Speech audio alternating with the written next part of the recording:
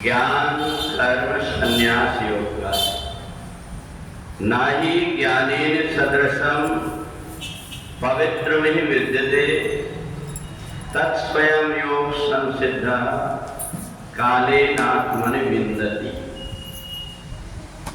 भगवान कहते हैं कि इस संसार में ज्ञान के समान कोई वस्तु पवित्र करने वाली नहीं है और बहुत समय तक कर्मयोग के अभ्यास से ये ज्ञान अपने आप ही उपस्थित हो जाता है। तीन प्रकार के जो ज्ञान कर्म और संन्यास बताया, इसमें भगवान कहते हैं कि ज्ञान आखिरी स्थिति, जिस स्थिति में पहुंच करके कर्म कांड छूट जाता है। जिस प्रकार से कि हम जब तक कि हमें कोई पढ़ना नहीं आता हम 12 कड़ी के अक्षर पढ़ते हैं, ऐसे ही हमें सबसे पहले कर्म योग में लगना पड़ता है और कर्म योग में लग करके हमें परमात्मा को किसी में आवाहन करके उनकी पूजन करना पड़ता है। चाहे वह मूर्ति हो, चाहे कोई भी उस जगह पर परमात्मा का स्मृति चिन्ह हो, उसमें हम परमात्मा का आवाहन करके उसका पूजन करते रहते हैं। तो थोड़े समय में हमें ज्ञान हो जाता है कि जिसका मैं पूजन कर रहा हूं ये परमात्मा हर जगह ईश्वर सर्वभूतानां हृदयेषु अर्थं तिष्ठति। वो परमात्मा हर जगह पर विद्यमान है।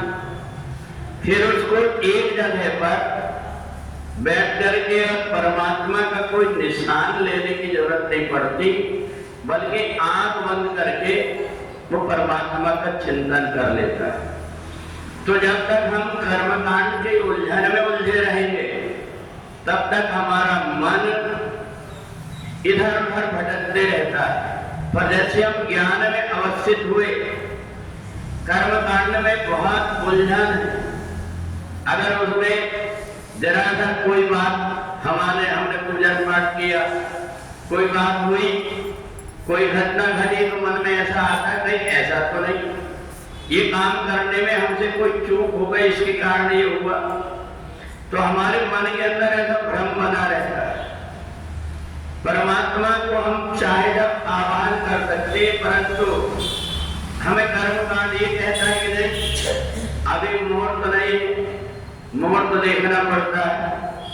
बिना मुहूर्त देखे कोई बुरा काम व्यक्ति कर लेता, उसके लिए नहीं सोचता, परंतु अच्छा काम करने के लिए मुहूर्त देखता है। वो देखता है कि अच्छा काम मैं कर रहा हूं तो कोई मुहूर्त से हो।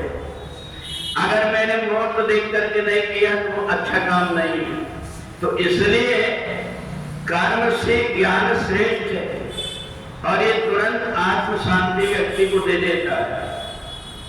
और इसलिए हम अगर श्रद्धा से परमात्मा की चिंतन करने लगते हैं, परमात्मा की भक्ति करने लगते हैं, तो कर्मकांड अपने आप छूट जाता है। हमें किस प्रकार से परमात्मा का पूजन करना चाहिए ये तब तक हमें विधान बना रहता है जब तक कि हमको ज्ञान नहीं हुआ। और जैसे ही व्यक्ति को ज्ञान हुआ अब ऐसे कर्मकांड छूट जाता है, फिर वो संन्यास में स्थित हो जाता है, अर्थात मानसिक रूप से परमात्मा का चिंतन करने लगता है। अगर व्यक्ति कर्मकांड के रूप में परमात्मा की पूजन कर रहा है तो लोटा में उसको जल लेना पड़ेगा, उसको चंदन कुमकुम रखना पड़ेगा, फूल बेलपत्ती लेना पड़ेगा। परंतु जब वो मानसिक रूप से पूजन करता है तो मानसिक रूप से किया हुआ पूजन में कोई भी प्रकार के ना तो वहां दीपक जलाने की, ना तो बाती की, ना तो फूल की आवश्यकता पड़ती है, बल्कि वह व्यक्ति केवल ज्ञान यज्ञ में स्थिर हो जाता है और ज्ञान यज्ञ में स्थिर होकर के ये समझने लगता है कि जो कुछ भी मैं कर रहा हूं ये सब परमात्मा के निमित्त सूक्ष्म भाव से मैं जो अर्पण कर रहा हूं, मैं गंगा जल में स्नान करा सकता हूं, रूप से। तो इसलिए भगवान ने कहा कि कर्मकांड की जो उलझन है वो व्यक्ति को केवल परमात्मा से जोड़ने तक की सीमित। और जब व्यक्ति परमात्मा से जुड़ जाता है फिर उसको सभी प्रकार के प्रपंच करने की आवश्यकता नहीं होती। उसको केवल मूर्ति में नहीं बल्कि हर जगह परमात्मा के दर्शन होने लगते हैं।